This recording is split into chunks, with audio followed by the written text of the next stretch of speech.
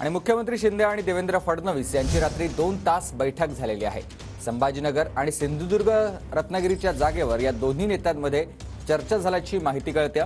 मराठा समन्वयक विनोद पाटलांनी एकनाथ शिंदे आणि देवेंद्र फडणवीस यांची भेट घेतलेली आहे। त्याचबरोबर भागवत कराड आणि अतुल सावेंनी देखील देवेंद्र फडणवीसांची भेट घेतलेली आहे। कृष्णा सोनारवडकर माझे सहकारी आपल्याला याविषयी अधिक माहिती देत आहेत। कृष्णा, सुमित, आपण पाहतो की महायुतीतल्या काही जागांचा सस्पेन्स अजूनही कायम आहे आणि त्यामुळे या बैठकांचं सत्र हे मागच्या काही दिवसापासून सुरू आहे।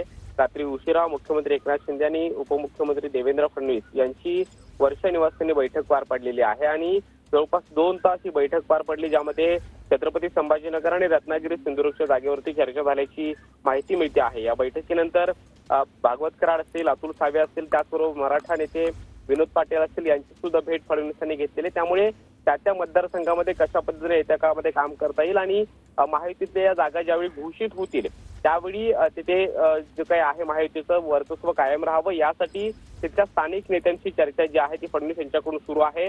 मागच्या काही दिवसापासून आपण पाहतो की जे नेते महायुतीचे नाराज होते त्यांच्याशी सुद्धा वारंवार उपमुख्यमंत्री देवेंद्र फडणवीस हे सातत्यानं बोलतात आणि ही बैठक जी झाली होती त्याच जागांच्या अनुषंगाने चर्चा जी आहे ते रात्रीच्या बैठकीमध्ये झाल्याची माहिती मिळते आहे। त्यामुळे महायुतीच्या या उर्वरित जागा आहेत त्या कोणत्याही क्षणी जाहीर होऊ शकतात आणि त्याच अनुषंगाने ही बैठक महत्त्वाची होती। नक्कीच, धन्यवाद तुम्ही दिलेल्या सविस्तर माहितीसाठी।